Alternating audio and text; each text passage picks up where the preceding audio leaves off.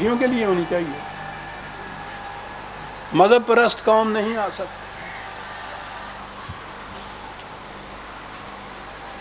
کلا انا کتاب الفجار، یہ ہیں فجار، انسانیت کو ٹکڑے ٹکڑے کر دینے والے تھے. ان کے اعمال نامہ کا نتیجے میں لفی سجین، سجن ویسے تو جیل خانے کو کہتے ہیں، بنیادی معنی ہوتے ہیں روک دینا کسی کو، بند کر دینا کسی کو، رکاوٹیں پیدا کرنے والے. یہ جو تھے جو انسانیت کے راستے میں روک بن کر کھڑے تھے، خود ان کے راستے میں رکاوٹیں پیدا کر دی جائیں گی کہ یہ اپنا نظام نہیں آگے بڑھا سکتے. اور یہ عجیب بات ہے، کتاب جو کہا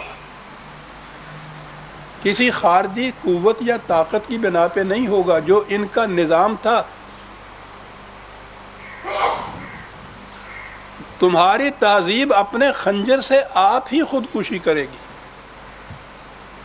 جو شاخ نازک پہ آشیانہ بنے گا نااستوار ہوگا. یہ شخص قرآن سے یہ مفہوم لیتا تھا. یہ جو ہے تمہارا اعمال نامہ جو ہے وہی جیل خانہ بن جائے گا تمہارے لیے. کیا بات ہے انداز. اور پھر عربی زبان اگر آپ دیکھیں تو آپ کو ادبی چاشنی بھی آ جائے.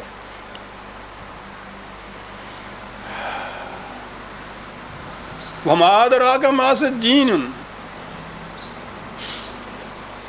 ہمارے ذہن میں خیال پیدا ہوگا کہ یہ جو کہہ رہے ہیں کہ جیل خانہ، تو بتائیں گے کہ کوٹ لکھپت کا جیل خانہ یا یہاں کا جو پہلے بنایا ہوا تھا یا فلاں سینٹرل جیل، کچھ نشاندہی کریں گے کسی جیل خانے کی کہ جیل خانہ جو کہہ دیا. وہ کہا یہ جیل خانہ نہیں ہے، کتاب مرقوم اعمال نامہ ہے. کیا بات ہے قرآن کی. مادرا کا پوچھو گے نا تم کہ کون سا جیل خانہ ہے، جیل خانہ ہے کتاب مرقوم. تباہی کیوں آئی؟ پہلے تھا نا ویل للمطففین. تباہی کیوں آئی؟ قرآن کا انداز اور اللہ تعالیٰ کا یہ قاعدہ ہے، سنت اللہ ہے کہ وہ غلط نظام کے حامل قوم کو پہلے وارننگ دیتی ہے کہ یاد رکھو تباہی ہو جائے گی، برباد ہو جاؤ گے، رک جاؤ، باز آ جاؤ. ہر رسول آ کر یہی کرتا تھا. قرآن نے یہ کہا ہے کہ کسی قوم کو ہم تباہ نہیں کرتے تاوقت کہ پہلے اس کو وارن نہ کر دیا جائے.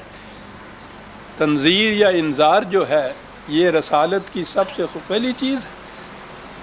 ان کو وارن نہ کر دیا جائے کہ یہ جس راستے پہ تم جا رہے ہو یہ تمہیں کنویں میں، اندھے کنویں میں گرا دے گا. اس کو وارن کر دیا جاتا ہے، بار بار وارن کیا جاتا ہے. وہ کیا کہتے ہیں؟ ارے باتیں کر رہے ہو، اب جھوٹ ہے جو کوئی تم کہتے ہو. یہ اتنا بڑا نظام ہمارا عالمگیر نظام چلا آ رہا ہے صدیوں سے. اور جی اس نظام کے متعلق تو میں عرض کروں، کبھی آپ دیکھیں اکنامکس کو، یہ جو نظام سرمایہ داری ہے پوری قوت اور شدت کے ساتھ یہودیوں کے اندر ہے. یہ تو اب کل کی بات ہے کہ ان کو یہ سلطنت حاصل ہو گئی، ورنہ یہ 2-2,500 سال سے وانڈرنگ جیو، خانہ بدوش تھے. اس اتنی وسیع و عریض زمین پر چپا بھر زمین ایسی نہیں تھی جہاں ان کی حکومت ہو، ان کی مملکت ہو. ضربت علیہم الذلۃ والمسکنۃ وباؤوا بغضب من اللہ. نکبت اور زبوں حالی اور محکومی اور غلامی یہ ان کے پیچھے سائے کی طرح لگی چلی آ رہی تھی کل تک یہ صورت. لیکن اس کے باوجود سرمایہ داری نظام کی اتنی محکمیت تھی ان کے ہاں کہ دنیا کی بڑی بڑی قومیں ان کی محتاج تھیں. آج بھی اگر الیکشن ہو رہا ہے امریکہ میں اور آپ نے یہ دیکھا کہ ساری دنیا کی نگاہیں لگ رہی ہیں اپنے اپنے کاروبار ٹھپ کر کے رکھے ہوئے ہیں کہ دیکھ لیں الیکشن کا نتیجہ کیا نکلتا ہے. سپر پاور یہ ہوتی ہیں. الیکشن وہاں ہو رہا ہے تو فیصلہ کن بات یہ ہوگی کہ یہودی کس کی طرف ہوتے ہیں.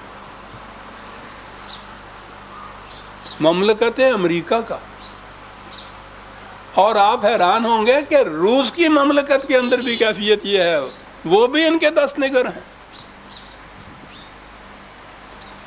یہ ہے نظام سرمایہ داری. تو ان سے یہ کہنا کہ تم تباہ ہو جاؤ گے, تمہارا نظام تباہ ہو جائے گا, وہ تو کہیں گے یہی نا کیا کہہ رہے ہو تم. کہا اسی لیے تباہی تمہیں بتائیں کس کے لیے ہے. ویل یوم یذل للمکذبین. یہ جنہیں کہا جا رہا تھا اور وہ کہتے تھے کہ یہ جھوٹ ہے, ان کے لیے ہے یہ تباہی. کون ہے یہ جو کہتے ہیں یہ جھوٹ ہے؟ کتنے سیمینار آپ کے ہوتے ہیں, کتنی کانفرنسیں ہوتی ہیں, کس قدر مذاکرات ہوتے ہیں. اب تو عالمگیر ہو رہے ہیں. ابھی حال ہی میں, ابھی کل تک اسلام آباد میں سیمینار تھا تمام ممالک اسلامیہ کا. کاہے کے لیے؟ متحد ہو جاؤ, اتحاد پیدا کر دو, اختلافات چھوڑ دو. اور تو اور رہے خود یہی جو عالم اسلام معتمر عالم اسلامی ہے, 50 سال سے زیادہ عرصہ ہو گیا جب یہ وجود میں آئی. اس زمانے سے یہ مذاکرات بھی ہو رہے ہیں, کانفرنسیں بھی ہو رہے ہیں, ریزولیشن بھی پاس ہو رہے ہیں, یہ سب کچھ ہو رہا ہے. ہر مقرر اٹھ کے یہ کہتا ہے کہ اس کا نتیجہ تباہی ہوگا, بربادی ہوگا. پھر کیا بات ہے؟ ہر قوم یہ کہتی ہے کہ یہ جھوٹ ہے, تباہی نہیں ہوگی. یہی مانے ہیں نا. ورنہ اگر کسی کو واقعی یقین آ جائے کہ تباہی ہوگی تو گھر جانے سے پہلے ہی اس سے پلٹ جائے.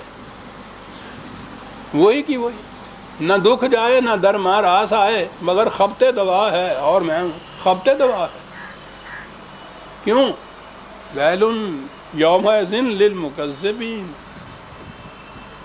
جو کہنے والے ہیں کہ جھوٹ کہتے ہو, ایسا نہیں ہوگا. الذین کس چیز کو جھٹلاتے ہیں؟ یکذبون بیوم الدین. دے پھر الدین آگے.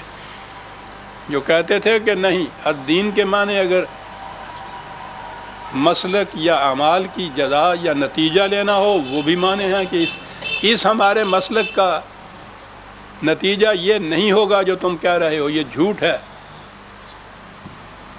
اور اگر یہ ہو کہ ایسا نظام, ایسا دور آنے والا ہے جس میں تم تباہ ہو جاؤ گے اور دوسرا نظام قائم ہوگا, تو وہ اس کو بھی جھٹلاتے تھے. یہ معنی بھی ہو سکیں گے الدین, وہ نظام جس کا ذکر کیا جا رہا ہے. اور وہ چونکہ ان کے اپنے ہی غلط مسلک کا نتیجہ ہوگا, اس لیے الدین کے معنی جزائے اعمال لیا جائے, وہ بھی معنی. بات تو دونوں میں ایک ہی ہے. یکذبون بیوم الدین. تھوڑا سا وقت ہے, عجیب بات ہے. وما یکذب بہ الا کل معتد اثیم. قرآن عزیزان مان. یہ میں تو اس میں وجد میں آ جاتا ہوں, سمجھ میں نہیں آتا کہ کن الفاظ میں بات کریں. کون تھے یہ لوگ جو نہیں مانتے تھے, جو کہتے تھے کہ غلط ہے, تباہی نہیں آ سکتی. ہمارے ہاں تو ان کے ترجمے گناہ گار کیا جاتا ہے کہ وہ ہر جگہ گناہ گار. اور پھر گناہ اور گناہ گار جو ہے تصور ہی اس کے متعلق نہیں. بڑے فخر سے عاصی بالمعاصی لکھتے ہیں اپنے نام کے ساتھ, مذنب لکھتے ہیں اپنے نام کے ساتھ, گناہ گار. کوئی فخر کی بات ہے؟ ایک دفعہ میں نے حساب سے کہا تھا, جو بڑے فخر سے لکھتے تھے کہ وہ عاصی اور معاصی.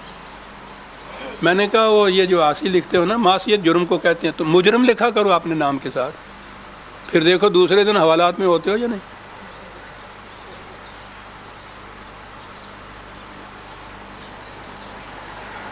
گناہ گار کہہ دینے سے کچھ ذہن پہ بات نہیں ایسی بنتی. مجرم کہیے کسی کو, پھر دیکھیے ہے نا لفظوں میں. تو گناہ گار فخر کی بات ہے. معتدن, حسیمن, الگ الگ الفاظ قرآن لاتا ہے. نظام سرمایہ داری میں کیا ہوتا ہے؟ دولت کا نشہ